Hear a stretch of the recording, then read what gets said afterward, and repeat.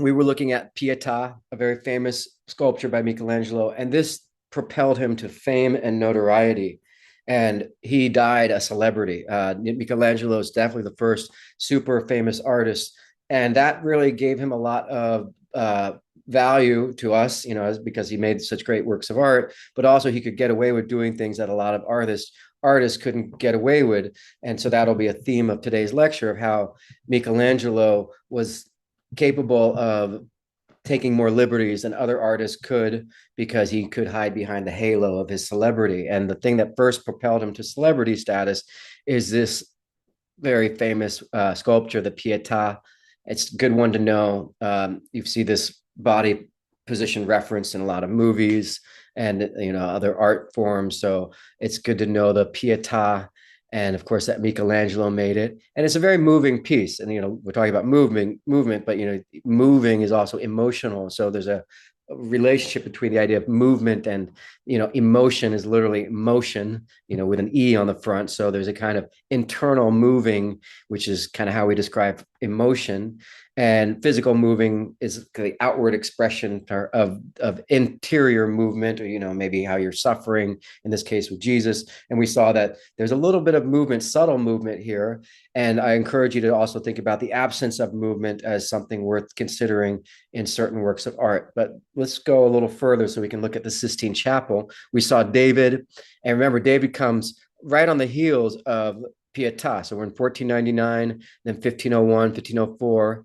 And then they dig up this famous sculpture. So Michelangelo's kind of like wearing his Indiana Jones hat, and he's part of the excavation team that digs this sculpture up. And it's a good time to dig this up in terms of his artistic career, because it arrives sort of like this ray of light of inspiration, and also justifies his own interest in nudity, as a sort of expressive value of nudity, because it shows the musculature of the bodies, and his interest in anatomy, and having kind of very emotional sculpture. So remember, this is an age when artists are given more liberty to explore subjects that before the Black Death were deemed as a big no-no by the church. And now for a brief period, artists can indulge in their interest in pagan subject matter, in Christian subject, in nudity, adding nudity to subjects. Not too much. Obviously, you're not going to see too much, over too much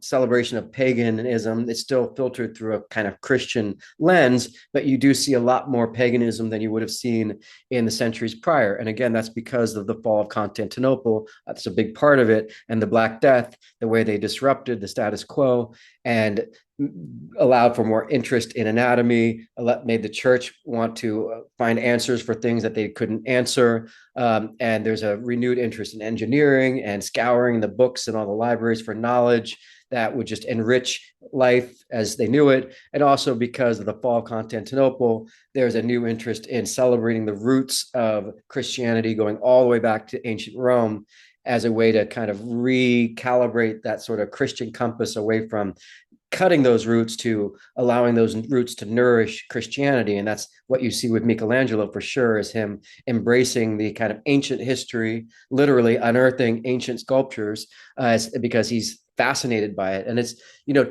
interesting. There's a theory, I think it's pretty well refuted by the art historians, but it's a fun theory that Michelangelo might have actually carved the sculpture, and he pretended to dig it up. And there's actually some interesting basis to support that, because he was asked by another figure, one of the Medici's, to make a sculpture look really old, and then they sold it to a cardinal, and the cardinal got defrauded, and then he found out about it, but was so impressed by Michelangelo's ability to age a sculpture that he ended up commissioning Michelangelo, and that was kind of the beginning of Michelangelo becoming famous. So there is some evidence to show that Michelangelo was happy to kind of doctor sculptures, but I don't think he sculpted this one. It's so easy to almost mistake it for Michelangelo sculpture, because it has a lot of things that Michelangelo loved: the expressiveness, the struggle, the movement. I mean, we even saw that with one of his early paintings, I think last week. This one here, it really feels almost like he was meant to discover this painting or this sculpture. And you notice how, as far as painting comes along, here is a painting he did right after the year they unearthed this. And I almost feel you can almost see a connection between the body language of the woman in the front, her arms kind of reaching up. You can definitely kind of, it does suggest there might have been a him taking a little bit of inspiration here. And his artwork, I think, is so wonderful because he's a sculptor at heart. He's not a painter at heart. Raphael, who we kind of glossed over, but he was the last one we saw last week. He was celebrated too, and was really the darling of the Pope, but he died at a very young age, in a tragic kind of young age, and in his late 30s. And so kind of fell off the radar. But Michelangelo really was a sculptor through and through. And I think his paintings benefit from his sculpture because he has such a deep understanding of volume and kind of the body and painting as like almost like sculpture, like carving away. And I what I mean by that is like the highlights and the dark areas, they really make the sculpture pop, or his paintings pop, that is. And people kind of didn't really know how gifted he was as a painter, although I think this definitely shows that, partly because the Sistine Chapel, his most famous work of art, probably, it was covered by soot for many decades, if not centuries, only to be cleaned, I think in the 1980s, if I recall. And then it revealed what a talent Michelangelo was at painting, which is kind of ironic because he really thought painting was a low form of art compared to architecture and sculpture. And I think we'd all disagree, or at least many of us might disagree. But it's interesting to think that an artist would have seen painting as kind of a like not worthy as compared to sculpture and of course architecture. And like Da Vinci, Michelangelo took a real interest in anatomy as a way to inform his paintings and help bring them to life. And his drawings are wonderful. And I think when you see the Sistine Chapel, you really appreciate how his understanding of anatomy enhances his paintings. So going into the Vatican, the dome was designed by Michelangelo. And on the left side of St. Peter's, you can see a small little chapel, and that's the Sistine Chapel. On the right side there, you see the little spire poking up, a little point of the chapel. Here's a view from, I guess, down below. Really is a kind of monstrous building. And this was built to, in some sense, to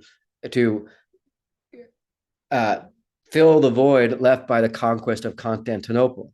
I think there were already plans to build a new St. Peter's, but I think it added more urgency because now Rome is really the only remaining Christian outpost in Europe. And Europe is the Christian world is shrinking as Islam conquers Spain and Syria and Sicily. And we'll talk more about the reconquest of Spain next week. It's not next week, but the following week. It's definitely one of the more interesting subjects in history, including the reconquest of Spain, which leads right into the conquest of the Aztec Empire. And boy, that's really, really an interesting subject. And I hope you agree when we get there. And remember all that's going on in the backdrop when during this period in the late 1400s, early 1500s, Columbus has discovered a new world, quote unquote. And then you have Cortez and Pizarro and other conquistadors conquering these newly discovered peoples in the new world. So, I can't imagine what that must have been like, living in a world where that they're still discovering new continents, and it must have just seemed like there was like change, like the rug was being pulled out of everything as people knew it. And in a lot of ways it was, because you enter an age that might be characterized by what's called relativism, where people who otherwise felt like there were absolute truths, like, there's one absolute true religion or there's one absolute monarch, suddenly have to contend with the idea that, well, maybe there's other civilizations that have different absolute truths, right? And have different ideas about religion. And you can either say, no, those are invalid, let's go to war and kill everyone who disagrees with us, or you can live in a world where it's okay to have different people with different beliefs, and you just have to kind of adjust your philosophy to reconcile the fact that there's people in other parts of the world, for whatever reason, historical reasons or otherwise, geographical reasons, have different belief systems. And so philosophers, intellectuals, artists, religious people for the next century will grapple with globalization and relativism as they kind of make sense of a world that's not necessarily defined by one religion or one kind of continent or one group, but rather by the plurality of everyone on the planet on this path towards globalization.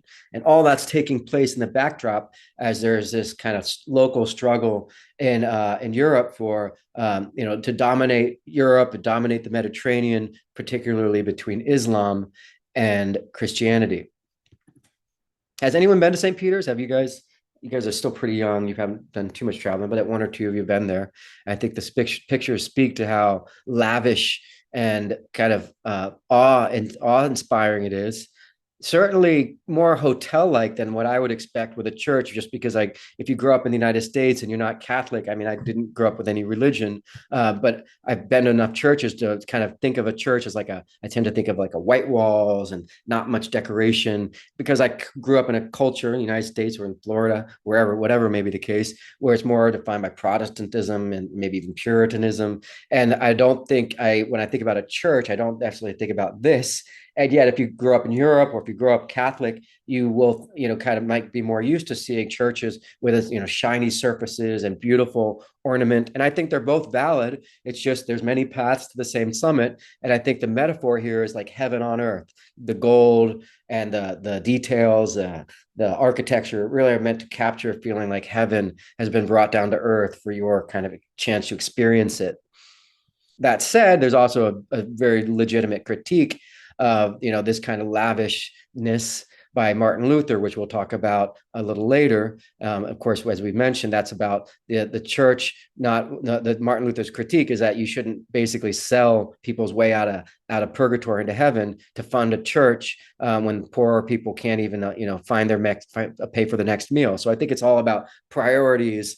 And remember, you have to also think about this in the wake of the Black Death and how that really shook people's faith in the church. And I think behind a lot of this era is a kind of shifting sense of, do we really see the church as an absolute authority, or is there a kind of shift towards more secular interests like science and other things? So for sure, the next century, the church will have to really struggle with its legitimacy in the face of science and engineering and other things that challenge the sort of church's absolute understanding of the universe, with things like, does the whole universe revolve around Earth, or does Earth revolve around the sun inside of a solar system that's part of a bigger universe?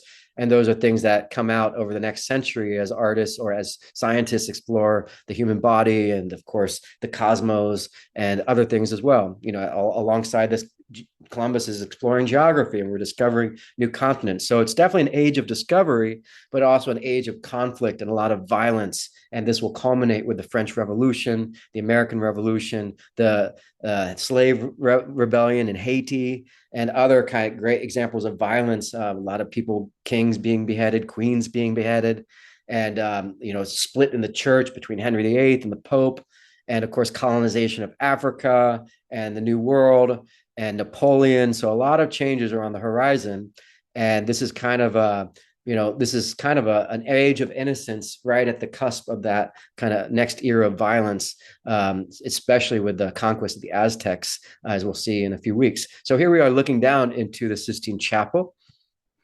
And here we are looking into the Sistine Chapel. And you might notice we've got the Last Judgment. We haven't seen this version yet, but it's a new version of the Last Judgment. And that's on the far wall. And up above it is scenes from the Old Testament. So in the far end, you see Jesus and the Last Judgment, and above you see the Old Testament. And so in a way, he's bridging those two books. Of course, the Old Testament is Abrahamic. The Judaism, Islam, and Christianity all recognize the Old Testament as a authoritative, legitimate book of a truthful book. But they deviate when it comes to Jesus. The Jews and Islam don't. I think Islam recognizes Jesus as a prophet, but they see Muhammad as the final prophet. And I don't think Judaism recognizes Jesus as a prophet. But I think Islam, Christian, Muslim could go into the Sistine Chapel and look up and all agree, okay, this is well. Although I would say Islam probably would reject the idea of visualizing the Old Testament in this way because of, as we've talked about, the rules against visualizing holy subjects. So there might be a source of conflict there. But nevertheless, it's pretty jaw dropping. The idea that he painted this whole ceiling, and you notice there are places that resemble architecture but are not in fact architecture. So he's really doing a lot of illusionistic painting, blending his understanding of sculpture and architecture for his painting. You also might notice that some parts stand out a little more than others because I think along the way he learned that he had to adjust his painting style, his colors, the scale of the paintings to make it more visible from down below. And I think you really see all of that learning come together with sequences like the creation of Adam, which we all know. And I'd say that's probably this, if not we talked about the most famous paintings, the Mona Lisa, the Last Supper. I think probably the creation of Adam is either the number three or no, shares the second place with Last Supper. It's definitely a very visibly recognizable painting around the world. So Michelangelo is pretty impressive, and I think for me personally, his painting alone just really makes him one of the most exceptional artists of this age, if not ever. But of course, add to that his interest in architecture and sculpture, and he lived a very long time. It was a celebrity, and I think he used that celebrity to make some pretty interesting critiques of the church, which we'll see or at least what you might consider when we look at the Last Judgment. Here's another view. I think this is flipped up. So you might notice this is a great example of visualizing the Bible for the, maybe not in this case for the illiterate, but the underlying premise of painting is kind of bringing the Bible to life for people who can't read it. And now you can kind of see it brought to life. But I think the real goal here is to celebrate the Bible and to see it all in one place and to transform the chapel into like a pop-up book of all the scenes from the Bible. And I think here you really see his understanding of sculpture and anatomy nourish his artwork.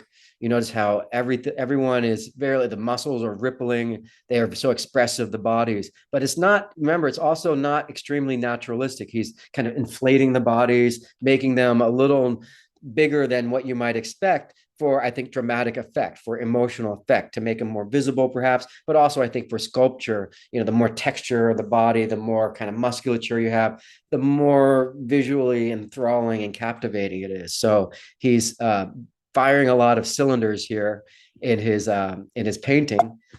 And you notice the architecture blends seamlessly with the painting. Those little figures, those little babies holding up the building, those are actually paintings. But these triangles there, that's architecture. And it's pretty, even now, it's hard for me to tell which is which. So that, I think, really, again, is a real testament to his genius. And here you can see on the left how sooty and kind of ugly the painting had become, especially in contrast to the bright poppy colors that really make the painting stand out. So thank goodness they cleaned off the Sistine Chapel to reveal, this impressive paintings underneath. So one person picked this painting for their homework assignment, and they noted that it looks like we're kind of at eye level with Adam.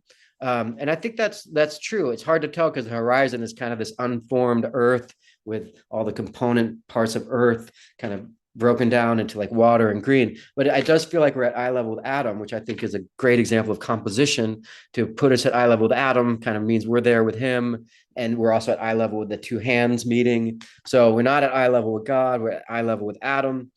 And if you write about this painting, you might consider what that means and why that's significant. But we'll get back to this in just a moment. Here, that two hands meeting. By the way, God is in the story originally breathed life into man. And so Michelangelo took some liberty with this and decided to do it this way. So what do you think is going on here? Why have God reaching out to Adam? What is God doing in this moment? Because as we can see, Adam has been created. There he is. So there must still be something left. It looks like would you say that God is moving towards Adam in this picture? And if so, what evidence shows that? The swaying of the fabric behind the Lord. Yeah, you guys see the kind of drapery. It's almost like Michelangelo added these fun little fabrics just to make us feel the sense that he's moving. The wind is blowing. That it feels like God is. I feel like God is kind of floating like a balloon, like balloon speed. You know, he's not like flying. He's not Superman. He's kind of drifting over to Adam. So that's maybe a little faster because it is certainly the kind of what we call it, flapping in the wind. That green scarf and the red cape thing is billowing around him. So there's a lot of movement there. Yeah, the blurred movement. Yeah, great. So there's kind of a feeling that God is drifting over to Adam. And what is happening? Why is God? If Adam is there, he's created. What is God doing? Is he? Yeah, you tell me. What do you think God is actually doing by reaching out to Adam? Is he making sure Adam's alive?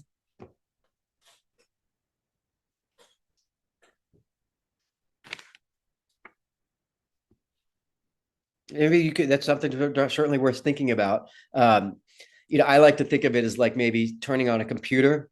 When you turn on your computer, you're hitting the boot up button. Okay, there you go. Someone said bridging the connection between man and God. So kind of maybe reminding Adam, I'm your creator. Let me physically touch you to kind of remind you that there's a connection between us. You might think of this as maybe God is the final touch is God inserting the soul into Adam. Like once they actually touch, there'll be some kind of cosmic big bang, and Adam will go from being kind of childlike and oblivious to suddenly being self-aware.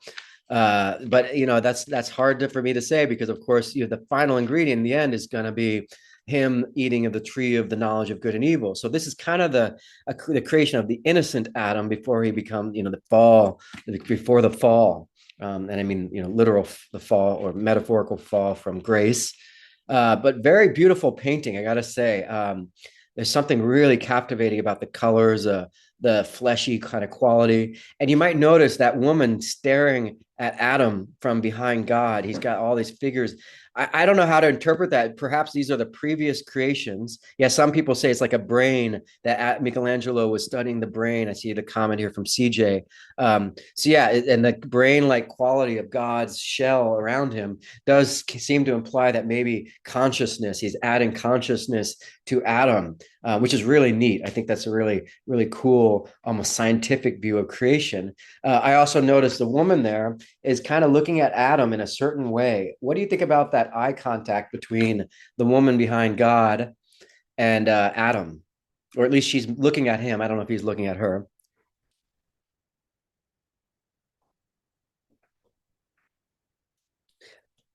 I kind of see those figures there. The other ones is sort of like God's first beta tests with human beings. They were kind of like, oh, these didn't work. I'll just keep bring these back to the shop and keep working on them. But the woman there, she's looking at Adam either like the way an older sibling looks at a new child, a new little brother, like jealously with jealousy, or she knows that maybe that's Eve and she's going to be transmitted down to earth and she's kind of checking out where she's going to be heading and who's this guy that God's kind of pairing me up with. I don't know, that's another just interpretation. We got to love the colors, the green and the red, the complementary colors, really, that works. Great use of complementary colors. On the right and on the left he's using green and blue, I think, to correspond to earth, and earth is left kind of unformed and raw, which is cool. So if you want to write about this painting, there's a lot to discover. She's given more detail. Yeah. So she's given more detail and light. So probably more someone important like Eve. Yeah. Good point. Yeah. I think that could be Eve before she's been created. So one thing to think about as we look more at the Sistine Chapel is this metaphor of artistic creation as a kind of metaphor for kind of God creating the world. And I think you see that when you see these. I'll get back to that one in a moment. So here, going bottom to top on the left, you see who is this guy right here in the pink Lululemon bodysuit?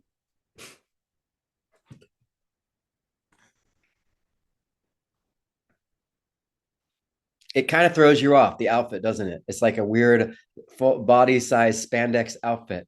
I don't know how they made spandex back in the day before plastic. I don't know. They must have. I'll look that up. But clearly they had tights in the Shakespeare's day. So the question though is, who is he and why is he wearing this pink outfit? Well, I'll answer the first question. The first answer is he's God. This is the big G. You don't really see God in a lot of paintings, with this being the notable exception.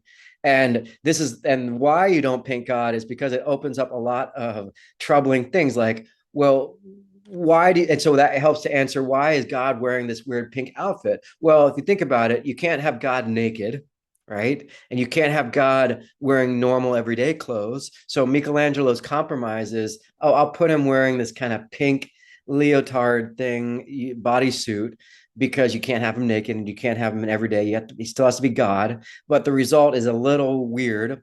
And I think that's why Michelangelo goes back to the kind of lighter, more less super pink thing that God's wearing here, more like a, I don't know, like a silky pajamas or something. But either way, it's, I think the reason you have this weird outfit is because you have to be very careful with how you depict God. And going back to that metaphor with art, God is literally separating dark and light here. So here's God almost like an artistic creator, separating dark and light. And as you'll know, as we'll learn from Monday, separating light and dark is definitely the first thing you do as an artist to know how to map out a picture, because the light and dark, of course, correspond to the depth, the deepest part and the brightest part that pops out closest to you.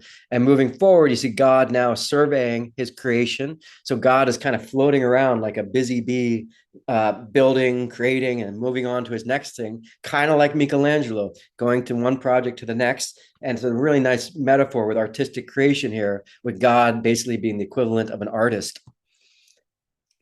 And I want to go back to the part that's kind of the funniest part, which is here. So what's happening in this painting? And yes, feel free to laugh because it's pretty funny. I don't know if that's literally God is mooning us, or if God is wearing pink pajamas that are just really tight around his bottom. But that is God kind of floating that way and kind of coming this way on the right side, doing very Superman gesture. And it is very powerful and dramatic on the right, only to be offset by the almost silly childlike quality of God crawling away almost like a little baby or an infant with his buttocks showing. So that might be just Michelangelo having a little fun. I don't know how he could have painted this without the Pope saying something like, is that God's buttocks there? Maybe Michelangelo was like, whatever, I could do whatever I want. I'm a celebrity at this point. And I think that might have very well been the case. Or it wasn't even seen as anything awkward. Maybe it's just us because we grew up with kind of our own silly values, but I've always found it amusing. And so students usually do too. But literally what he's doing is he's separating the sun and the moon. So these are pages straight out of the Old Testament from Genesis, where they talk about God separating light from dark, and then separating the sun from the moon, and then surveying the world, and it was good. And so you can really see all those moments there on the left, which lead to the next moments that we'll see. Here is a dirty, unclean Sistine Chapel there. And so where do we go next? We go from, then it goes to creation. So we saw creation. And you notice how it kind of hides away, surrounded by these figures. And I think when he gets to the creation of Adam, he strips away these figures on the corner that distract from the figure in the middle. You notice there in the middle, the creation of Adam doesn't have anything distracting you from the central image. So I think he's kind of learning as he goes how to make the pictures really all the more iconic and stunning. And here's some of his anatomy, directly kind of sketches made for the Sistine Chapel.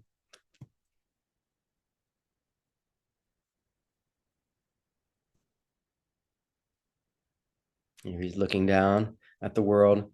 And I think, and then we get to the creation of Adam. So I don't want to say too much about this painting because I want you guys to have a chance to think about it on your own. But notice how strong and Adam is. And that's really because Michelangelo wants to be expressive with musculature and really make it you feel kind of a sense of emotion from the human body, the physical body. And here's the creation of Eve. So, obviously not as much love given to this scene as he gave to other scenes. And I can't say why. Even Adam now is redheaded, right? Before he, I think, has like a more brown hair. Not that it really matters. But yeah, we've got more of like a redheaded Adam there. And I can't tell you, and maybe if you want to write about this painting, I haven't really looked it up because there's some paintings I kind of want to leave a mystery. But it looks like Eve is kind of pleading with God. I assume that's God on the right, and God feels like he's just a little bit kind of frustrated with her. And Adam is clearly just sort of conked out. Maybe he's sleeping. Maybe he's just being idle. but it feels like Eve is the real kind of agent in this story, and Adam is just sort of like a kind of subject to whatever God says or Eve says. So in a way, I think this Eve is the kind of the star of the of Genesis, at least from a modern perspective. But from a Christian perspective, she's kind of seen as the as evil. So it's really how it depends on your perspective. But it definitely looks like she's making some negotiation with God, and I'm sure that didn't work out very well for her. But if you want to write about this, it's a very interesting thing to look up, because I'd love to hear what you guys learn about it. And here you can see a scene that we've seen before, which is the fall, the expulsion. I think the Masaccio version we saw is a little more famous because this one's a little perhaps uh, too much going on. You got Adam and Eve on the left side prior to the fall. I guess that's the snake telling them, haha, here's this apple, eat of the tree that you're not supposed to eat from. And on the right side, you see more recognizable stuff from the expulsion with the angel kicking them, pardon me, kicking them out of Eden. And Eve looks a little more kind of sinister here. So it looks like Michelangelo maybe wasn't such a big fan of Eve, but his version of the expulsion is interesting because it's more alive, more naturalistic than other versions we've seen. But even so, it still feels more kind of on the stylistic side because he's inflating the bodies and making them more muscle bound than I think they would be if he weren't such a so interested in sculpture and volume and depth. Yeah, here you can compare the two. And yeah, I just think the one on the left is much more memorable. Even the lighting is more kind of, it feels like they're really like covering their faces from the light that's coming from the right side. So as much as I love Michelangelo, just kind of being talented and being true to life doesn't necessarily translate to being the most iconic when it comes to being the definitive painter of a certain subject. Although I like the way the angel is kind of poking his sword into the neck of Adam. And I always like seeing two different artists tackle the same subject. And here are just a few other scenes from the Sistine Chapel. I think this is the flood. Yeah, these scenes kind of hide away or get lost among the noise. So I think that's why they're less known. But the real famous one that a lot of you have probably seen is the Last Judgment here. And we got to understand that the Last Judgment here in 1541 was something he came back to paint 20 years later, at least 20 years later. So as a young man, he painted these paintings on the Sistine Chapel, and then the Pope had him come back to paint the Last Judgment. So it's not only just an update on kind of the church and their interest in fleshing out the rest of this building, but also a chance for Michelangelo to show off what he's learned between the first painting and this Last Judgment. And it's really one of my favorite paintings of all time, partly because it's just so intense and chaotic, but also because I think there's almost a veiled critique of the church. You notice there's Jesus in the middle flailing his arms. It's very chaotic.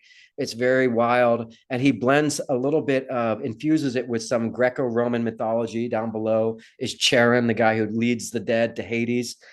He's given Jesus a kind of Herculean physiology. And I think at one point, a lot of the figures were nude, and subsequent popes made a whole legion of painters cover up the body parts of the genitals of a different subject. So there's a lot of censorship of this painting done, but didn't happen till after the death of Michelangelo, because no one dared criticize Michelangelo because he really was a celebrity. And I think that's why he was able to lampoon certain figures in his paintings and or do things with his art that were others couldn't get away with, like making Jesus seem almost like a kind of a Hercules. But we'll talk more about the Last Judgment by Michelangelo next class. I just want to give you a bit of context. Remember, the Council of Trent is a meeting where the church is trying to figure out what to do with Protestantism. And there'll not only be rules about the doctrine, but also rules about artwork. So next time we talk, probably not next week, the week after that, we'll be talking about the conquest of the New World and how the church deals with Protestantism. And I think I'll let you guys go because the clock's about to run out. So have a great weekend, and I will see you guys on Monday. And remember to bring some toilet paper to class, because this will be what we draw for your drawing class on Monday in class. Okay? All right. Thanks, guys. Have a great weekend. See you next week.